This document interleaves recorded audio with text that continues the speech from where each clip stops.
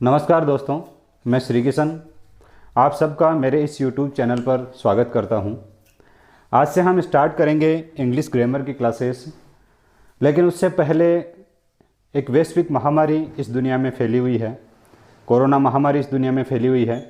आप सबसे मेरा इतना ही निवेदन है कि आप अपने घर पे रहें, सुरक्षित रहें और कोशिश करें इस सोशल मीडिया के माध्यम से लोगों को प्रेरित करते रहें, लोगों को बताते रहें। जो जो नए विचार आपके मन में आते हैं वो सब लोगों के साथ में शेयर करते रहें, ताकि सब लोग अपने घर पे रह के सुरक्षित तो रहते ही हैं और साथ में हम सभी से आपस में जुड़े रहें और एक दूसरे के जो विचार हैं वो लेते रहें और अपना जो जीवन है उस जीवन में कुछ नए मूल्य जो हैं वो उतार सकें।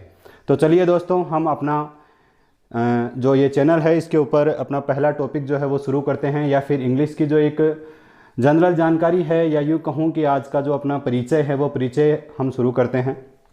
बात करें यदि इंग्लिश की, तो बहुत सी कंपटीशन एग्जामिनेशंस ऐसी हैं जिनमें हमें इंग्लिश की ग्रामेटिकल जो पोर्शन है वो बहुत ही ज़्यादा ज़रूरी होता है। जैसे हम एसएससी का एग्ज़ाम देते हैं, उसके लिए हमें इंग्लिश ज़रूरी होती है। जैसे हम रेलवे का एग्ज़ाम देते हैं, थोड़ा बहुत इंग्लिश जो है उसकी ज़रूरी होती है। अभी जैसे राजस्थान पटवार में भी इंग्लिश को ऐड कर दिया गया है। इसके अलावा जैसे बैंक वगैरह की हम तैयारी करते हैं, इंग्लिश ज़रूरी होती है। यदि हम फर्स्ट ग्रेड इंग्लिश लेक्चरर की यदि हम तैयारी कर रहे हैं तो वहाँ भी हमारे लिए इंग्लिश ग्रामेटिकल पोर्शन जो है उसका एक पेपर अलग से होता है। यदि हम बात करें आईपीएस की, आरएएस की, आईएएस की, तो जो भी एग्ज़ाम हम देते हैं आज इंग्लिश बहुत ही ज़्यादा ज़रूरी है। लेकिन प्रॉब्लम यह है कि हम जिस परिवेश में रहते हैं, जिस ग्रामीण परिवेश में रहते हैं, वहाँ इंग्लिश हमारे लिए एक हवा होती है। इंग्लिश एक ऐसा सब्जेक्ट है जिससे बच्चे न जाने क्यों डरते हैं। कोशिश करेंगे हम कि इस चैनल के माध्यम से जितने भी टॉपिक मैं आपको कराऊंगा, जो टॉपिक मैं आपको क्लियर कराऊंगा, जो पढ़ाऊंगा, इतने सरल तरीके से आपको बताया जाएगा कि आप खुद अपने मुख से ये कहेंगे कि हाँ यार ये चीज़ हमें समझ में आई। बहुत सारे टीचर्स के यूट्यूब वीडियोस भी देखते हैं, बहुत सारे टीचर्स की क्लासेस भी लेते हैं, लेकिन उनको लेने के बाद में, उनको पढ़ने के बाद में जब कोई चीज़ सामने आती है तो वो ये आती है कि यार ये चीज़ समझ में नहीं आई। लेकिन मैं कोशिश करूंगा कि जो भी टॉपिक आपको यहाँ पर पढ़ाया जाएगा वो हर एक टॉपिक आपको अच्छे से समझ में आएगा, हर एक बिंदु को आप बड़े अच्छे से समझेंगे। इससे पहले कि मैं कोई टॉपिक स्टार्ट करूँ, हम एक जनरल इंट्रोडक्शन जो है, एक जो परिचय इंग्लिश का है वो, या फिर इंग्लिश के जो ग्रामेटिकल पोर्शन हम जब शुरू करते हैं उनका एक जनरल जो परिचय है, वो परिचय इंट्रोडक्शन जो है वो मैं आपके सामने आपको बताना चाहता हूँ। जैसे यदि मैं इंट्रोडक्शन की बात करूँ, इंग्लिश की यदि हम बात करते हैं, एक सेंटेंस लेते हैं, एक वाक्य लेते हैं। क्यों? क्योंकि इंग्लिश खुद जो है वो एक लैंग्वेज है। इंग्लिश जो है वो एक लैंग्वेज है, वो एक भाषा है। और कोई भी जो भाषा होती है वो भाषा क्या होती है कि हम जब बोल के या फिर अपनी बॉडी के माध्यम से, इशारों के माध्यम से किसी को भी कोई चीज़ समझाते हैं। जैसे यदि मैं रिटर्न में कोई चीज़ लिखूं और आपको वो बात समझ में आ जाती है तो वो मेरी भाषा है, लिखित भाषा। यदि मैं बोल के बता रहा हूँ वो मेरी बोलने की जो है वो भाषा है। यदि मैं इशारों से, जैसे हम किसी को बुलाने का इशारा करते हैं, किसी को जाने का इशारा करते हैं, किसी को खड़ा होने का इशारा, तो ये क्या एक लैंग्वेज है, उसको हम बॉडी लैंग्वेज कह देते हैं। इंग्लिश जो है वो भी एक लैंग्वेज है। तो इस लैंग्वेज में, प्रत्येक लैंग्वेज, जितनी भी लैंग्वेजेज इस विश्व में चलती है, दुनिया में चलती है, हर लैंग्वेज में सेंटेंस होते हैं। यानी शुरुआत जो होती है लैंग्वेज की वो कहाँ से होती है? यदि हम लैंग्वेज को समझते हैं तो सेंटेंस जो है, वाक्य जो है वो बहुत ही ज़्यादा ज़रूरी होता है। विदाउट सेंटेंस, या फिर यूं कहूं कि बिना किसी वाक्य के हम किसी भी लैंग्वेज को समझ नहीं सकते, किसी भी भाषा को समझ नहीं सकते। तो सेंटेंस बहुत ही ज़्यादा ज़रूरी होता है। अब सेंटेंस जो है वो सेंटेंस कैसे बनता है? भाई कोई ये कहे कि वाक्य जो है वो बनता कैसे है, तो सेंटेंस की मैं बात करूँ, वाक्य की यदि मैं इंग्लिश में बात करूँ तो वाक्य में एक सब्जेक्ट होता है। सेंटेंस जो है उसमें एक सब्जेक्ट होता है। उस सब्जेक्ट के साथ में कोई ना कोई एक वर्ब जो है वो जरूर होगी, और कोई वर्ब यदि होगी तो उसके साथ में कोई ना कोई ऑब्जेक्ट भी होता है। बहुत सारे सेंटेंसेस ऐसे होते हैं जिनमें ऑब्जेक्ट नहीं होता, वो केवल वर्ब के माध्यम से, यानी केवल जो वर्ब है वो वर्ब ही पूरा का पूरा सेंस जो है वो हमें दे देती है। तो यदि सेंटेंस की बात करें तो सेंटेंस में अपने पास में सब्जेक्ट आएगा, सेंटेंस में अपने पास वर्ब आएगी, सेंटेंस में अपने पास में ऑब्जेक्ट आएगा। और एक विशेष बात की, यदि इसकी परिभाषा की हम बात करें कि साहब इसकी परिभाषा क्या होती है, इसकी डेफिनेशन क्या होती है, तो डेफिनेशन यदि हम बात करें तो शब्दों का एक समूह है। सेंटेंस जो है वो शब्दों का, वर्ड्स का एक ग्रुप होता है, एक समूह होता है, लेकिन उसमें कोई ना कोई मीन निकलता हो। विदाउट मीन वो सेंटेंस नहीं हो सकता। जैसे मैं बात करूं, कुछ शब्द मैंने यहां पर लिखे, जैसे Harsh go to Jaipur, goes to Jaipur, sorry, Harsh goes to Jaipur, Harsh Jaipur जाता है। यह एक सेंटेंस मैंने यहाँ पर लिखा है। बहुत सारे शब्द जैसे हर्ष एक शब्द आया, गोज एक शब्द आया, टू एक शब्द आया, जयपुर एक शब्द आया, तो एक ऑर्डर में ये लिखे हुए हैं। पहले हर्ष लिखा, फिर गोज लिखा, फिर टू लिखा, फिर जयपुर लिखा, एक ऑर्डर में ये लिखे हुए हैं।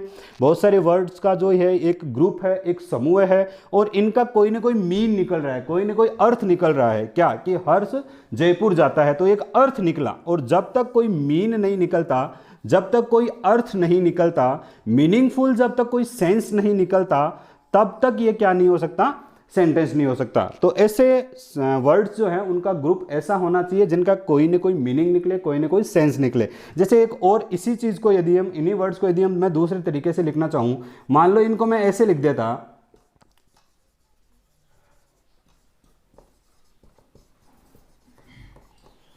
तो आप देखो लिखा हुआ है गोज, हर्ष, जयपुर, टू। तो यहां यदि हम इसको देखेंगे, कोई अब यदि कोई ये कहे कि सर ये सेंटेंस है क्या, बहुत सारे लोग यदि हम परिभाषा देंगे, जिनको मान लो समझ में नहीं आता या जिनको इंग्लिश नहीं आती, वो कह सकते हैं हाँ देखो एक सेंटेंस लिखा हुआ है, यहाँ फुल स्टॉप भी है, यहाँ से ये शुरू हो रहा है और यहाँ पर एंड हो रहा है, लेकिन यह सेंटेंस नहीं हो सकता।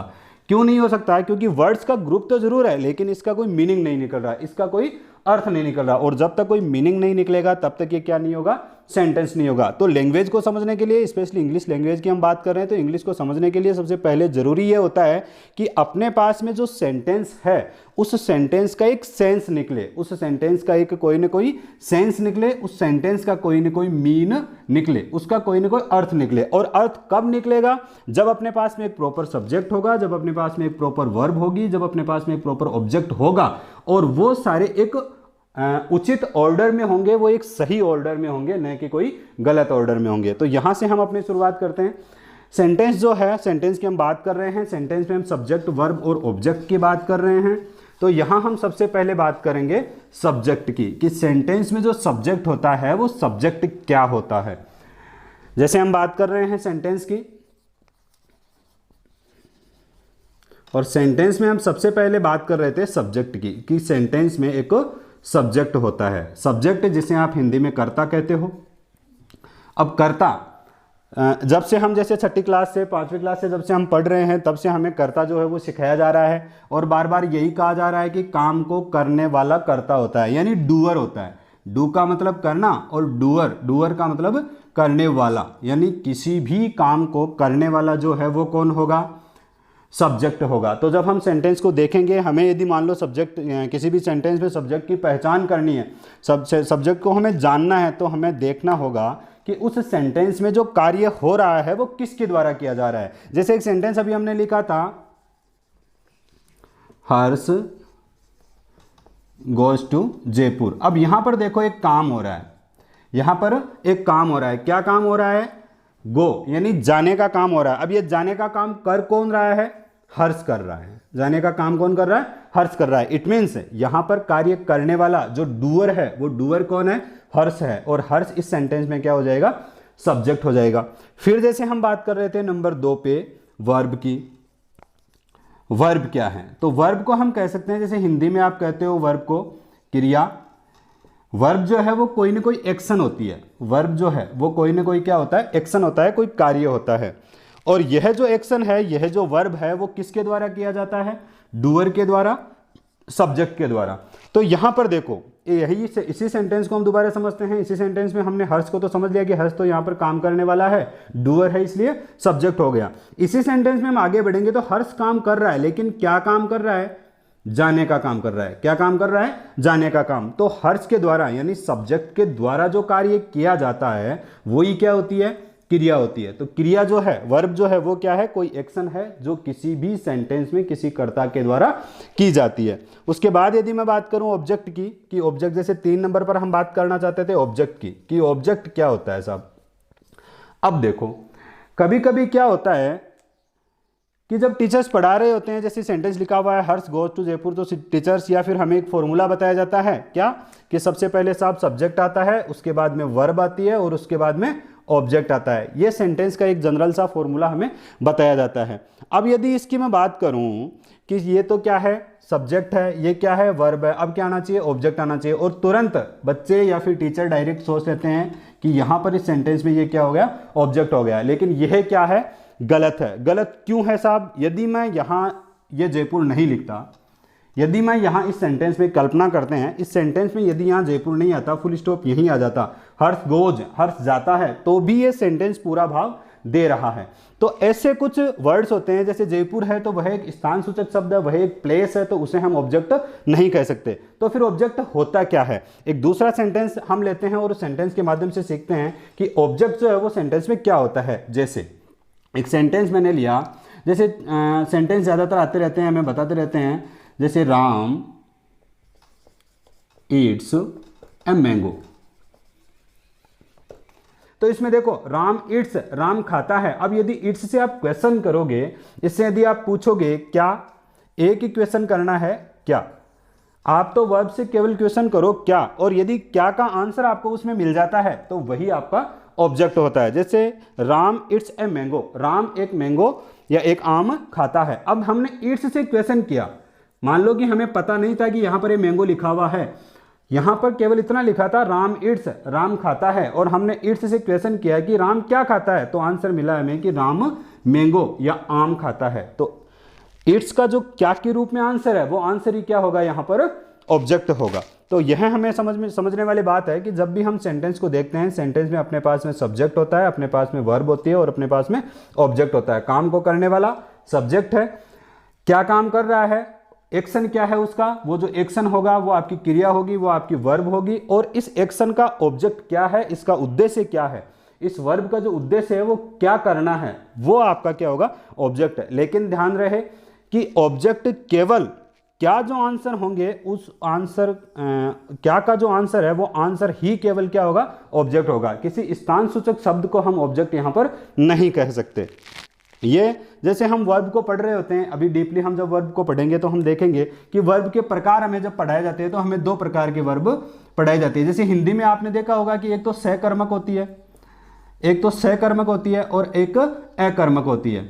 तो हमेशा ध्यान रखना कि जब अपने पास में कोई ऐसी वर्ब होती है जो अकर्मक होती है, जैसे आप इंग्लिश में इंट्रांजिटिव वर्ब बोलते हो, तो अकर्मक जो वर्ब है, जैसे गोज है, जो गो है, वो एक अकर्मक है, वो इंट्रांजिटिव वर्ब है, ये कभी अपने साथ में ऑब्जेक्ट नहीं लेगी, ये कभी अपने साथ में ऑब्जेक्ट नहीं लेगी। लेकिन जो सहकर्मक क्रियाएं होती है वो हमेशा अपने साथ में क्या लेती है, ऑब्जेक्ट लेती है। जैसे यहां पर ईट जो वर्ब अपने पास में थी, ईएटी, यह ईट जो वर्ब है, जो ट्रांजिटिव वर्ब है, जो सहकर्मक है, वो क्या ले रही है, ऑब्जेक्ट ले रही है। तो ये सहकर्मक क्रिया जो है उसके साथ ही हमेशा ऑब्जेक्ट आता है, अकर्मक क्रिया के साथ में कभी ऑब्जेक्ट नहीं आता। तो यहां से भी हम पहचान सकते हैं कि किसी सेंटेंस में ऑब्जेक्ट कौन सा है। तो थोड़ी सी और हम आगे बात करते हैं, जब जैसे हम बात कर रहे हैं सब्जेक्ट की, जैसे हम बात कर रहे हैं वर्ब की, जैसे हम बात कर रहे हैं ऑब्जेक्ट की, इसके साथ ही कभी कभी सेंटेंस में हमें बताया जाता है कि हेल्पिंग वर्ब भी आती है। तो थोड़ी सी चर्चा इसके ऊपर भी कर लेते हैं कि ये हेल्पिंग वर्ब आखिर क्या है, हेल्पिंग वर्ब कौन सी चीज है। जैसे एक सेंटेंस और मैं यहां पर लिखता हूं, Ram is eating a mango, Ram एक आम खा रहा है। तो इस सेंटेंस को एक बार देखो, हम वापस एक बार उन्हीं चीज़ों पे वर्क करते हैं। हम बात करते हैं सब्जेक्ट की, हम बात करते हैं वर्ब की, हम बात करते हैं ऑब्जेक्ट की, और एक नई चीज़ जो मैं बताना चाहता हूं कि हेल्पिंग वर्ब क्या होती है। हेल्पिंग वर्ब क्या होती है, हेल्पिंग वर्ब को पहचानना भी हमें आना चाहिए। तो हम यदि बात करें कि एक सेंटेंस है, इस सेंटेंस में काम को करने वाला कौन है, राम है, तो राम इस सेंटेंस का क्या हो गया, सब्जेक्ट हो गया। राम क्या काम कर रहा है, ईटिंग का काम कर रहा है, तो ईटिंग इसकी क्या हो गई, वर्ब हो गई। और राम जो है वो ईट कर रहा है, क्या ईट कर रहा है, मैंगो ईट कर रहा है, मैंगो खा रहा है, तो मैंगो इसका क्या हो गया, ऑब्जेक्ट हो गया। एक चीज अपने पास में है जो ईटिंग वर्ब की हेल्प कर रही है, क्या, इज, तो इज भी यहां पर क्या है, वर्ब है। इज अपने पास में क्या है, वर्ब है, जो हेल्प कर रही है, क्या कर रही है, हेल्प कर रही है, किसकी, ईटिंग की, यानी इज ईटिंग दोनों मिला के यहां पर कंप्लीट वर्ब का सेंस दे रही है। इसीलिए इस प्रकार के वर्ड्स जैसे इज है, आर है, एम है, हेज है, हैव है, ये हेल्पिंग वर्ब के रूप में यहां पर यूज होते हैं। तो इज इस सेंटेंस में क्या है, हेल्पिंग वर्ब है। तो ये हमें सीखने वाली सेंटेंस की जो कुछ जनरल चीज़ें हैं, जैसे सब्जेक्ट है, हेल्पिंग वर्ब है, वर्ब है, ऑब्जेक्ट है, ये जनरल चीज़ें हैं जो हमें समझने वाली होती है। हमें ज़रूरत होती है इनको एक बार समझने की। जब हम आगे के टॉपिक्स क्लियर करेंगे तो हमें इन चीज़ों की ज़रूरत होगी कि सेंटेंस में सब्जेक्ट क्या होता है, हेल्पिंग वर्ब क्या होती है, वर्ब क्या होती है, ऑब्जेक्ट क्या होती है, ये चीज़ें हमने यहाँ से सीखी है। अब हम आगे चलेंगे और आगे चल के अपना जो नया टॉपिक है वो टॉपिक स्टार्ट करेंगे। इसके अलावा भी बहुत सारी जनरल चीज़ें होती है जो हमें सीखनी ज़रूरी है। पार्ट्स ऑफ स्पीच जब हम कंप्लीट करेंगे, अपना जो अगला टॉपिक है वो शायद पार्ट्स ऑफ स्पीच ही हम शुरू करेंगे। तो पार्ट्स ऑफ स्पीच में भी हम पूरे के पूरे स्पीच या सेंटेंस के जितने भी पार्ट्स होते हैं वो सारे कंप्लीट करेंगे। तो दोस्तों आज के लिए बस इतना ही। आगे रेगुलर क्लासेस होगी, इंग्लिश के जितने भी टॉपिक्स हैं उन टॉपिक्स को 1 बाय 1 हम क्लियर करेंगे।